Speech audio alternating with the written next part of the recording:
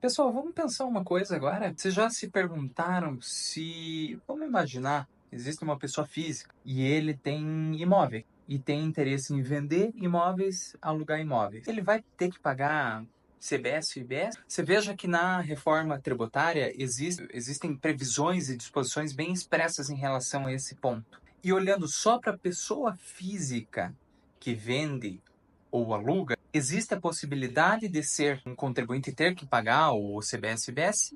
E não. A probabilidade é de que não pague CBS ou IBS. A chance é maior de não pagar. Mas quando é que precisa efetivamente pagar CBS e IBS? Com a reforma tributária, lembrando que ela começa em 2026 com a transição. Ou seja, quem for pessoa física e tiver imóveis para vender ou alugar, vai também ser contribuinte e vai incidir esta tributação. Em que circunstâncias? Primeiro, no caso de locação e no caso de arrendamento de imóveis por pessoa física, existem dois critérios específicos para fazer a incidência ou não do CBS ou IBS. Primeira coisa, no ano anterior, então vamos pensar em 2030, estamos analisando uma venda em 2030, e nós precisamos analisar em 2029, tá? No ano anterior, a receita total com locação ou arrendamento não tenha superado R$ 240.000, ou seja, 20 mil por mês.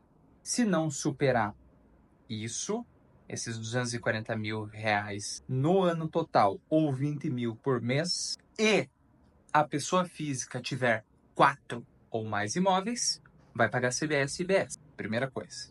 Primeira circunstância. Segunda circunstância. No caso da locação, que no regime atual, o valor recebido não seja superior a R$ 48.000. Aqui existe uma certa discussão, porque a letra da reforma tributária ela não fala sobre ano, sobre trimestre, portanto se presume o mês. Então, se receber R$ 48.000 por mês de locação, arrendamento ou cessão, você também, independentemente do número de imóveis, você também vai ser o contribuinte de CBS e IBS e vai precisar fazer o pagamento desses dois tributos, tá, pessoal? No caso de pessoa física.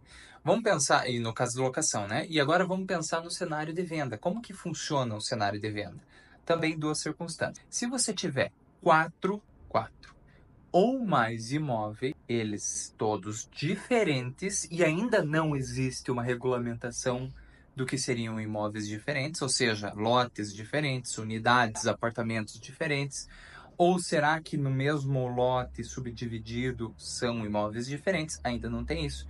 Mas se você vender um dos imóveis tendo 4 imóveis diferentes, que nós não sabemos ainda o que é essa diferença, ou se tiver 2 ou mais imóveis construídos pela própria pessoa física que é alienante nos 5 anos anteriores à alienação.